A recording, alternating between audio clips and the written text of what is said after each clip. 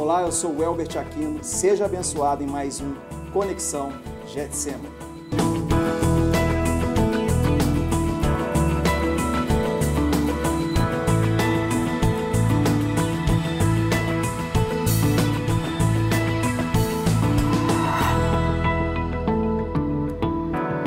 Hoje você vai ter uma oportunidade maravilhosa de ser abençoado nesse programa que é tão especial. Um programa que vai falar de um assunto que vai impactar a sua vida. Tecnologia, ciência, pesquisa. Hoje, para dar uma abertura sobre esse assunto, que nos próximos programas também nós vamos chamar pessoas e autoridades da área, nós temos a oportunidade e a honra de receber Carlos. Tudo bem, Carlos? Como é que você vai, Albert? Tudo bem? Seja bem-vindo. Muito obrigado. É um prazer muito grande estar aqui com você e também com aqueles que nos assistem. Carlos é muito conhecido como Cefred, porque é Carlos Frederico Cavalcante, né, Carlos? Isso, ele tem um punhado de nome ainda. Serfred. Serfred, exatamente. Essa que é a ideia, né, de Serfred, e também são as iniciais de um nome enorme. Carlos Frederico Marcelo da Cunha Cavalcante. Olha só. Eu falo que eu tenho tudo para ser rico, né? Rio à toa, né? Sou meio gordinho e tenho nome grande.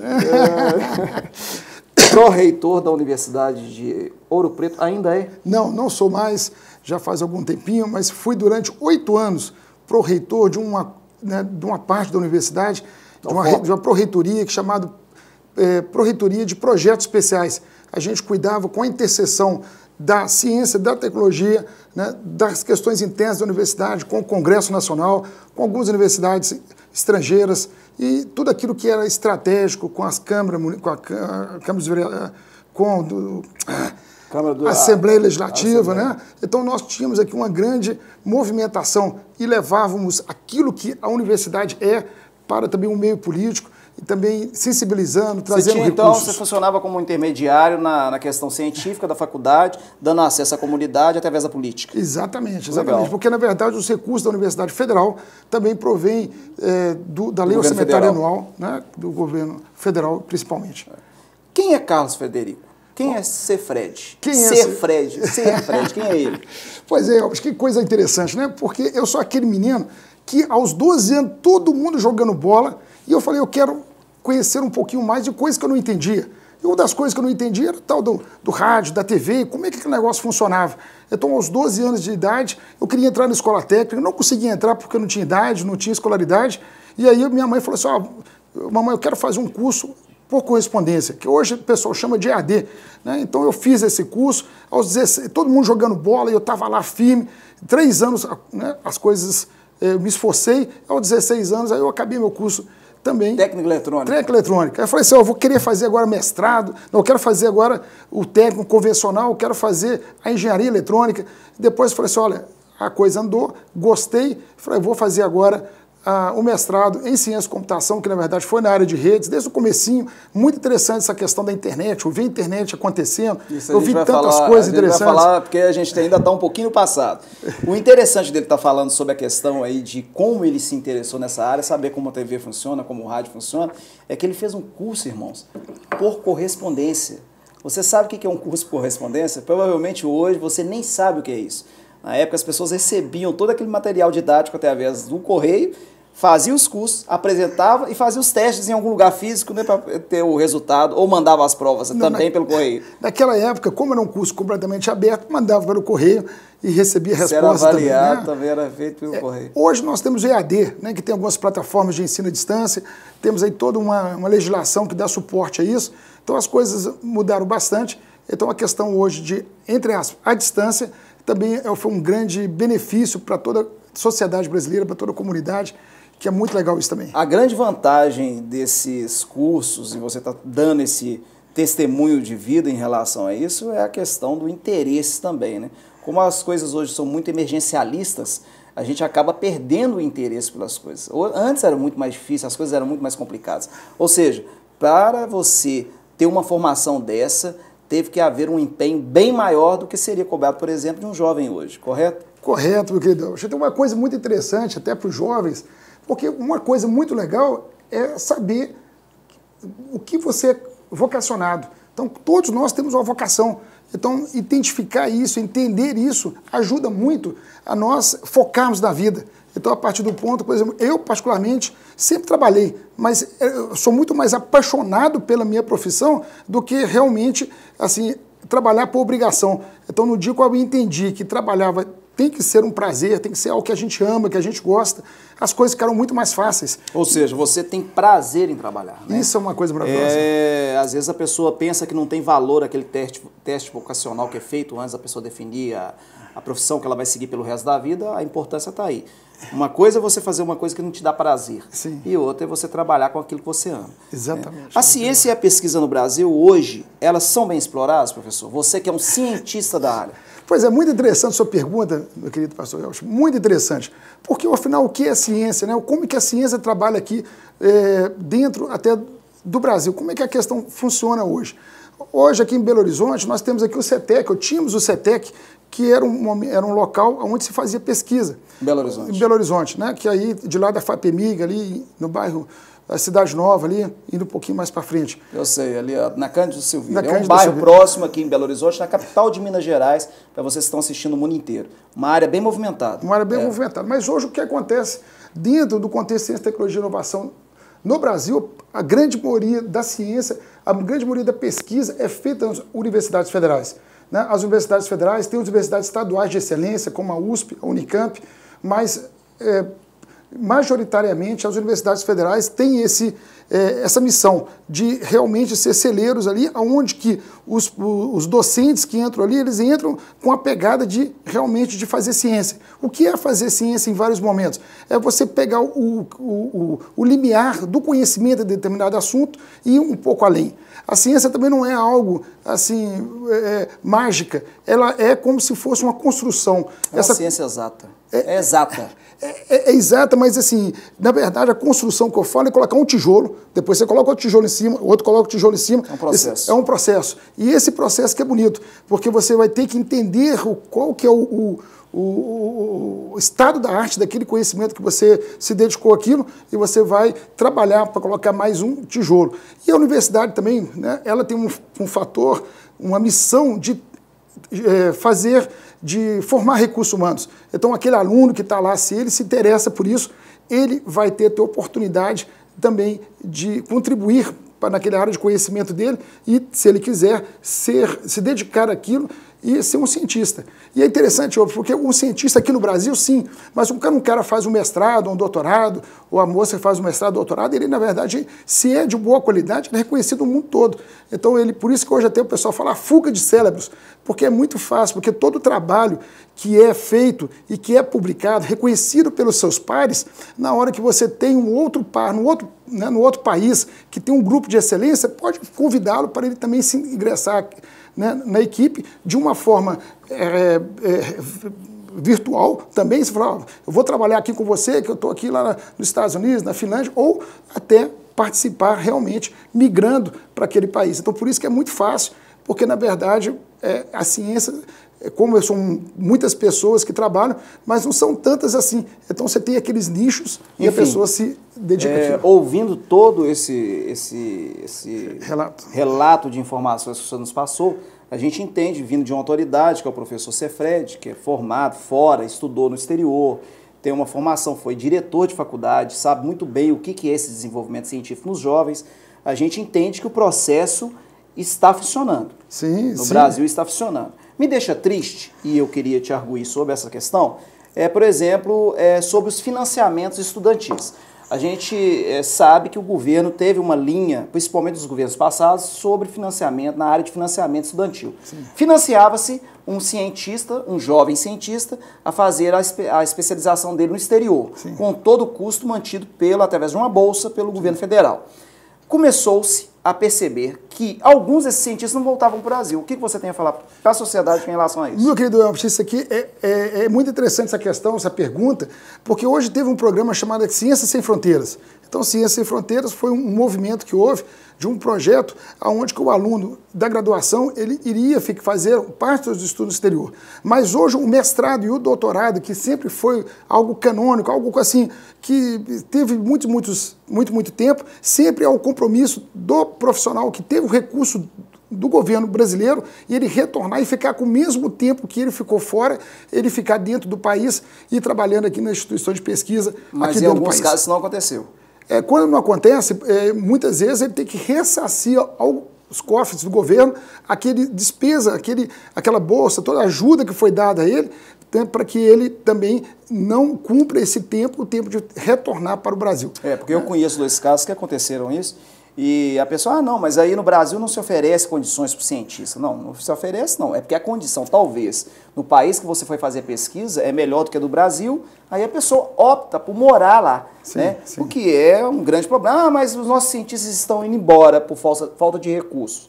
Eu acredito que falta também essa vocação e também, principalmente, um pouco de empenho que você tão bem relatou no começo do programa. A pessoa se empenhar em querer também doar aquilo que ela adquiriu através do financiamento do governo, do país de onde ela veio, né? Pois é, mas é muito interessante a sua pergunta também, só complementando, porque a ciência ela precisa de recursos. Então você precisa de dinheiro para fazer. Então o cara que se cortar, começa a atrapalhar. Começa a atrapalhar. Você tem a área biológica, tem os ratinhos lá, todos custa caro. Então se hoje, se não há financiamento, se não há corte, se não há recurso para o desenvolvimento das atividades, tanto laboratoriais quanto de recursos humanos que necessários para que a atividade de pesquisa aconteça, então ali o próprio pesquisador que já gastou a energia dele, gastou o tempo dele, ele vê que ali não vai conseguir prosperar, ele não vai conseguir andar para frente. Ele decide ir para o país. Por isso que nós estamos muito preocupados com esse momento do país, porque o governo, independente de qualquer governo, a nação brasileira não pode ser um programa de governo, mas de Estado. Né? Educação, quando eu fico muito chateado quando as pessoas falam em a questão de governo com educação, não, é um Estado. Nós temos que ter as políticas constantes, independente de governo, para fomentar, para que possamos ser realmente aquela nação que nós somos, uma nação realmente forte, tecnologicamente, que nós podemos ser muito melhores do que nós somos hoje. Para que isso precisamos realmente do financiamento, né? E principalmente hoje, querendo sim, querendo não, no modelo que nós estamos, o financiamento público ela é extremamente importante para que possamos dar continuidade a isso e dar resposta para a sociedade quer. A sociedade quer resposta, ele quer produtos inovadores, ele quer que nós, né, o reconhecimento até de todo esse recurso e todos os nossos profissionais que estão ligados a isso. Para que isso aconteça, precisa do recurso e de uma constância. Eu tenho certeza que você está super interessado em todas as informações que nós estamos te passando aqui agora e principalmente na relação dessa questão do recurso para o cientista, para o estudante que vai estudar lá fora, que foi tão bem explicado pelo professor Sefred. Você tem que entender também que esse recurso ele tem uma fundamentação e muitas vezes ele é direcionado com foco de fazer o crescimento do nosso país, o Brasil. Vamos chamar a vinheta e até daqui a pouco com mais um bloco do Conexão Jetsem.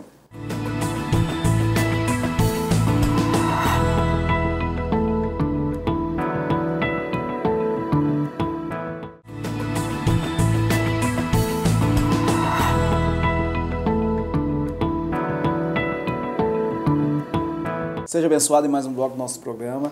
E agora você vai entender que tudo que a gente passou no primeiro bloco, você tem que assistir.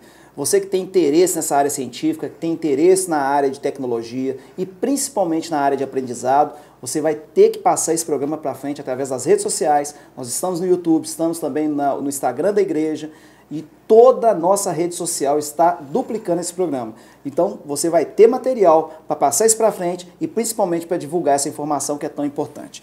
Hoje nós estamos aqui, como falamos no bloco anterior, com o Sefred, professor, ex-reitor da faculdade, que já começou com vários assuntos da área de tecnologia. Um assunto que eu queria te perguntar no primeiro bloco, não deu tempo, é o seguinte, professor, o que é inovação no contexto CIT? Bacana, muito legal a sua pergunta. Na verdade, inovação significa que aquela pesquisa, aquele produto inovador, ele vai para a sociedade. Né? Vai para a sociedade como? Virando um produto. Por exemplo, vamos colocar aqui Thomas Edison. Ele ali inventou... Eu ia até te perguntar em relação a isso, porque Santos Dumont e Thomas Edison eram inventores. Sim. Só um deles é inovador. Só inovador, porque na verdade, quando o 14 bis nunca foi vendido, nunca virou para a sociedade. Agora, quando Thomas Edison foi, ele já foi na Bolsa de Valores, que ele já está em todo local, inclusive a General Electric, ela na verdade é do grupo, né, que foi fundado por Thomas Edison.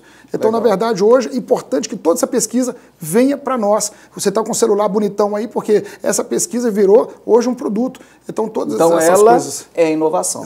Isso é inovação.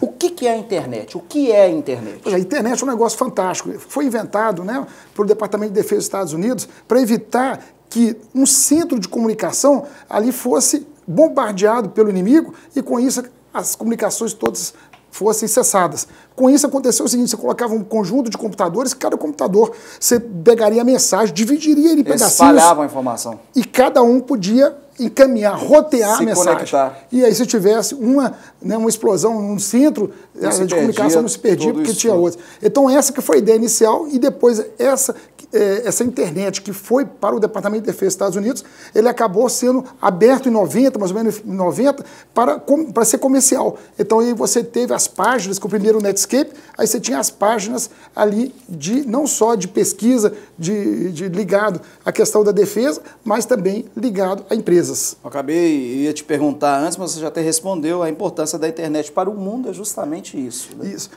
Dividir a informação e democratizar essa informação, correto? Pronto, você já está doutando o negócio. Inclusive, às vezes você fica criticando, por que teve a internet? Gente, a internet desenvolveu lugares onde a comunicação não chegava.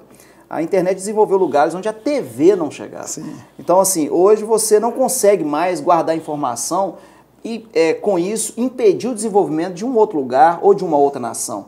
Né? Por exemplo, antes lançava-se um filme, por exemplo, nos Estados Unidos. Quem é dessa geração lembra, da década de 80, década de 70 para trás. Lançava-se um filme nos Estados Unidos, demoravam 6, 7, 10 anos para esse filme chegar no Brasil. Sim. Por quê? Porque não havia vazamento em lugar nenhum de informação. Sim. Então, com certeza, está aí a importância da internet para todos nós. Exatamente, pastor Elvis. E, na verdade, mudou completamente nossa sociedade. Com essa transformação, dessa informação andando tão rápido, né? Algumas coisas são mais importantes do que nós podíamos imaginar. Por exemplo, o seu banco. Você está no seu banco, você tem o seu home banking. Então, aquele software de home banking, ele, na verdade, né, tem uma importância muito grande. Por quê? Porque ele agilizou toda a questão bancária, todas as transações são feitas ali, são feitas no seu mobile, e com isso também até a questão de emprego mudou. Então você tem menos caixa, os caixas são os eletrônicos, né? Então hoje você tem uma transformação. Tem que ter um equilíbrio, inclusive, né? Tem que ter um equilíbrio para não haver um dano à sociedade também enorme. Né? E cada dia que passa, a sociedade, nas questões repetitivas, pastor Helms, né, esses empregos estão tendendo a acabar. Nós acabamos de falar nos bastidores do programa que até eu sou formado em Direito, eu sei também que o direito é uma das profissões que está nessa linha. Né? A outra coisa que eu não posso deixar de perguntar, as criptomoedas. O que são as criptomoedas? Pois é, quando você tem aqui as chaves primárias e secundárias, né? Então você teve um cara que é muito interessante, que ele fez um artigo, só que ninguém sabe se é ele ou não. E o que ele fez? Ele fez, né, idealizou umas criptomoedas onde você colocaria em blocos. Virtuais. Exatamente, bloquinhos que tem essas chaves para colocar, para você ligar um bloquinho com o outro, por isso chama blockchain. Então essa que é a grande também palavra do momento, e aonde que você, naquele blockchain, você coloca transações. E essas transações, né, que tem um punhado de gente que está minerando, o que é minerando? Conseguir validar essas transações, a transação para você colocar no bloquinho, e aí você tem as criptomoedas. Qual que é a questão hoje de impacto da sociedade de criptomoedas? A sociedade mudou porque agora você tem não precisa de Banco Central, teoricamente, para você ter porque ela não é chancelada e nem ela tem controle do Banco Central. Né? Outra coisa que é a pergunta final e muito importante, a inteligência artificial. Sim. O que é a inteligência artificial? E também, ela é perigosa? Sim, na verdade, a inteligência artificial são algoritmos que elas são feitos, né, são idealizados para ter um comportamento parecido com os neurônios, nossos neurônios aqui dos humanos. E isso, com o tempo, né, com o avanço da pesquisa, fez que coisas eram complicadas não ficassem tão complicadas. Porque o cálculo é muito mais rápido. Muito mais rápido, também tem uma questão de ser treinado, então tal de deep learning. E, conclusão, você consegue fazer um treinamento, treinar uma máquina e, com isso, por exemplo, identificar o seu rosto, identificar a sua grafia e identificar coisas mais interessantes. Eu vou até completar a sua resposta na relação do perigo. Você fez uma boa análise nos bastidores do programa, mas é com relação, por exemplo, ao carro que se movimenta sozinho, né? Isso. A decisão, por exemplo, numa situação de acidente, o que ele define como prioridade de vida. Sim. Uma criança, uma pessoa adulta, ou talvez quem não pagou o Google, né? Até a gente levou isso um pouquinho para brincadeira, mas é uma coisa muito séria e perigosa, né? Porque o sentimento mesmo humano, a máquina não vai conseguir ter, né? Você concorda?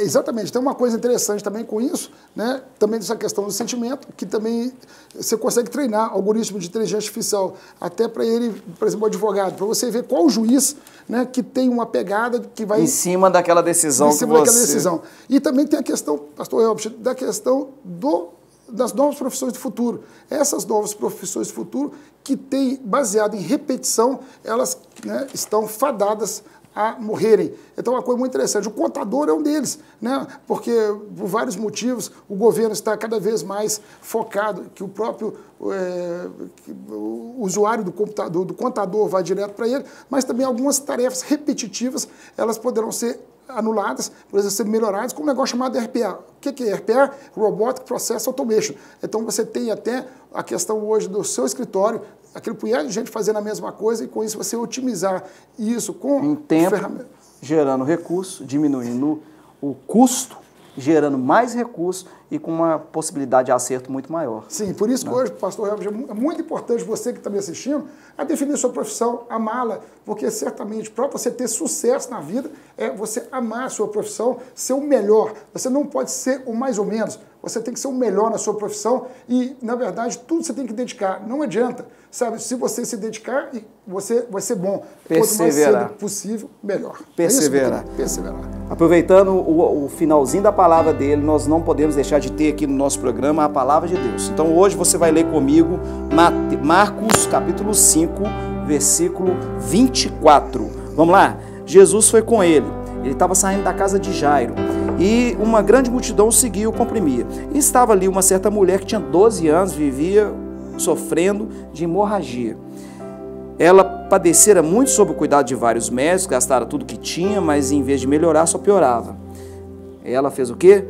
Quando ouviu falar que Jesus passou e chegou por trás dele, tocou nas suas vestes, no seu manto, porque pensava, se eu somente tocar em seu manto, ficarei curada. E foi justamente o que aconteceu. Essa mulher teve que perseverar. Vocês que estão nos assistindo aí sabem que ele teve que perseverar para chegar na posição de cientista que ele tem hoje. Eu também, para mim chegar a ser um apresentador de programa, a gente teve que perseverar. Os editores tiveram que perseverar para chegar onde estão. Toda essa equipe teve que perseverar. E se você quer vencer, você vai ter que perseverar. Porque aparecerão várias pessoas, multidões, que tentarão impedir os seus sonhos. Mas se você crê que com a sua perseverança, persistência e principalmente com a bênção de Deus naquilo que você ama, as coisas vão acontecer. Seja abençoado, muito obrigado por estar conosco. Só complementando, ao vencedor será dada a coroa. Então, meu querido, aí também o vencedor em todos os aspectos, pastor Heber, né, tanto no aspecto físico quanto no aspecto... Ao vencedor será dada a coroa. Exatamente. Seja abençoado, até o nosso próximo programa. Deus abençoe.